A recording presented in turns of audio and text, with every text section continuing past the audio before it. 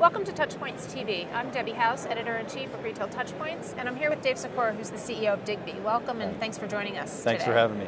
So we're here at shop.org in Denver, and we're going to talk about some topics around mobile, but first I thought maybe you could just give us a quick overview of Digby, and then we'll get into the meat of the discussion. So we are a software as a service company, and we have a mobile platform, for helping retailers build out mobile storefronts and using location-based marketing, really engage with their customers when their customers come to the store. And it's we've been at it now for about 6 years. We've got some really great customers, companies like Cabela's and Bed Bath & Beyond and others.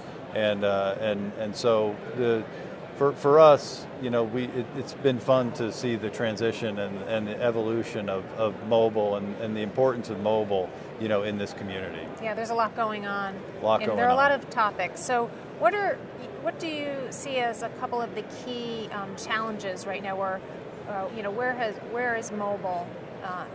Where has mobile progressed to at this point? Sure. Yeah. So you know, when you really dial back, think back 3 years, 4 years ago, everyone was wondering, you know, would people buy things from mobile devices, you know, using mobile storefronts, and believe it or not, it wasn't clear. You know, people said, "Wow, is that really going to happen?"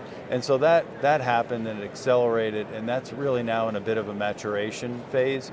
And so what a lot of multi-channel retailers are looking at now is they're trying to figure out ways to really engage with their customers when they come to their stores. So we're really starting to see mobile now evolve into that multi-channel glue. You know, people talk about the Omnichannel, and mobile is really that glue that brings together all the different channels. And help save the store in some regards. You know, there's some concern that, you know, people aren't going into stores as much as it. Yeah, the whole showrooming concept, right? And sure, on one level, you could argue that mobile is really a revenge for bricks and mortar, because they have, you know, these huge investments in infrastructure, and folks can come, they can look at products, they can touch products, they can get instant gratification, and the retailers just need to figure out how to use that mobile technology to better influence the customer experience inside the store.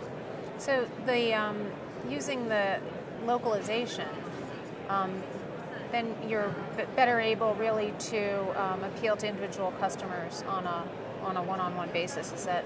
Well, that's right. That's right. So we now have the capability to provide the retailers with, you know, the knowledge that their best customers have just arrived in the store, and the ability to, you know, to connect with those customers on a very personal level. So instead of sending a broadcast offer to everyone who comes into their store, they might be able to know who it is and send a specific offer based on that person's shopping patterns, their behaviors, you know, the amount they usually buy when they come into the store. So with our, and it's not just our technology, but the emerging location-based technologies, there's a lot of really, really interesting things that we can now start delivering to retailers. So is one of the issues around you know, who owns the ownership of the mobile strategy within a company? Is that one of the challenges that That's a really good question, and when you, again, getting back, you think about the evolution of mobile,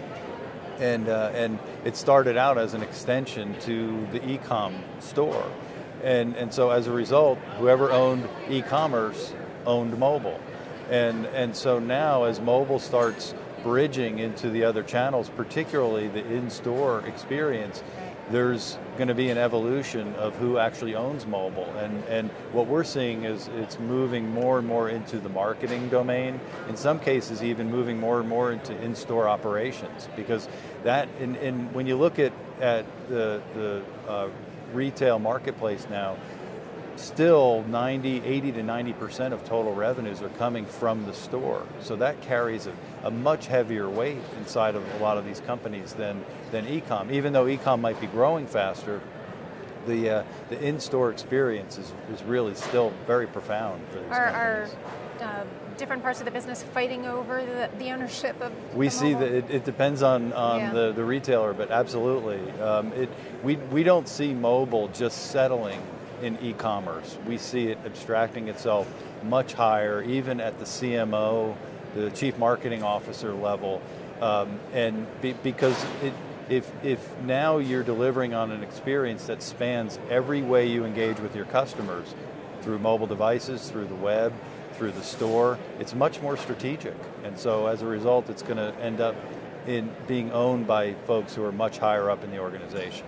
And further complicating the matter is the topic of mobile payment.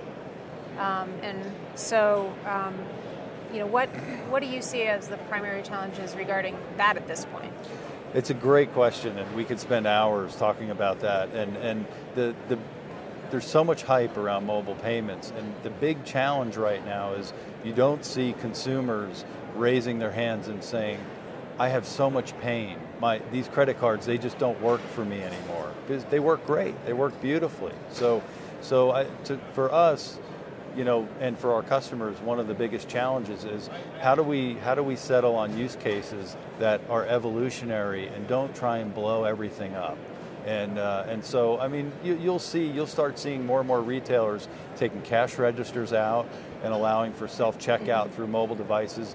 These things are going to take time, but we don't see the credit card going away anytime in the near term.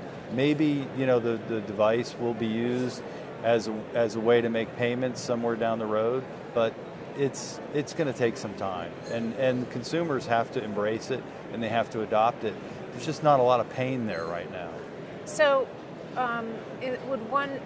so do retailers need to think about, so how are we going to motivate shoppers to be more interested in using mobile, and is one of those ways around promotional offers and sending coupons? And I think so, and then it's incumbent on the brand and the retailer to deliver really good experiences, and I think delivering on offers and other kinds of engagement experiences. I mean, what we see that the retailer's rich app, the application that they build for the iPhone, Android, BlackBerry, other devices, that's their loyalty card. That's no more plastic loyalty card. So they're going to want their best customers to download their app. They're going to put as many business processes as possible inside of that app.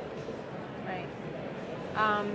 So are there any, before we conclude, I just want to find out, what's going on with Digby at the event this year. Are there any announcements that you want to share? Oh, sure, thanks. So we, as usual, we have a presence here. I have a team here. We have a booth, and we're meeting with some of our great customers and prospects. And we also made an announcement yesterday that Foxhead, sometimes known as Fox Racing, launched with our storefront platform. They launched a mobile storefront, and so we're real excited to have them as a customer, and excited to be able to launch that here at shop.org. Excellent.